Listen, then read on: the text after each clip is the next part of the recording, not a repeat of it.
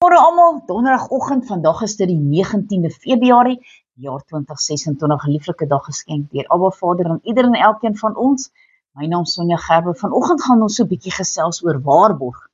As jy winkel toe gaan, dan wil jy 'n waarborg hê op die item wat jy koop, want môre werk hy nie en dan kan jy hom nie gaan teruggee nie. So ook in ons Christelike lewe wil ons 'n waarborg hê, 'n waarborg dat ons, wanneer ons lewe rig om op God te vertrou, dat ons wel die ewige lewe gaan beerwe, nê? God het sekere beloftes aan sy kinders gemaak. So het hy beloof dat hy sy seun nog 'n keer vir ons gaan stuur aarde toe om die kerk, en dit is ons, te kom haal. Hoe kan ons weet dat hy dit sal doen? Hoe kan ons verseker wees dat dit wat ons glo, die boodskappers wat hulle die waarheid gepraat, hulle het dit wat in die Bybel opgeteken is dit die waarheid? As waarborg dat hy dit sal doen, het hy gesê dat ons sal ontvang wat hy beloof het, want hy het sy gees in ons uitgestort, halleluja.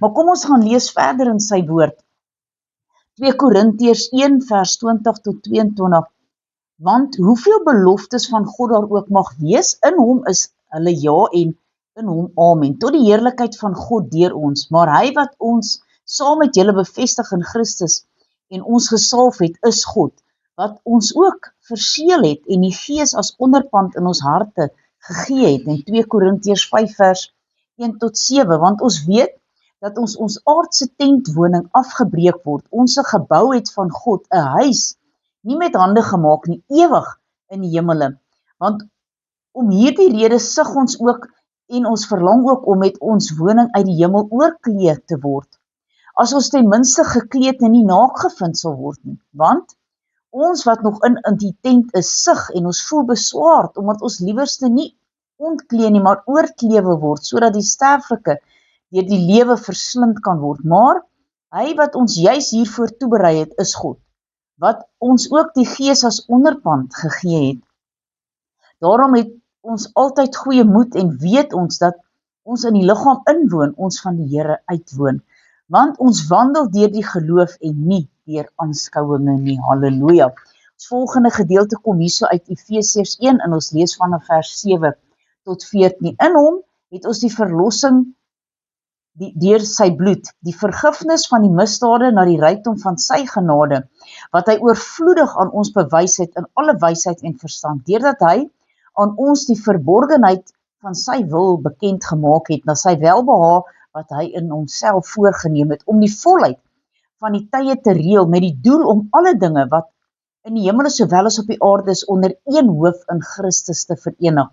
In hom, in wie ons ook 'n erfdeel ontvang het, nadat ons van tevore daartoe verordeneer is ooreenkomstig die voorneme van hom, wat alles werk volgens die raad van sy wil, sodat ons kan wees tot lof van sy heerlikheid, ons wat reeds tevore op Christus gehoop het, en wie julle ook, nadat julle die woord van die waarheid, die evangelie van julle redding gehoor het, en wie julle, nadat julle ook geglo het, verseël is met die Heilige Gees van die belofte, wat die onderpand is van ons erfdeel om sy eiendom en verlof tot lof van sy heerlikheid, halleluja. My laaste gedeelte kom hierso uit Hebreërs, ons lees Hebreërs 6 vanaf vers 17.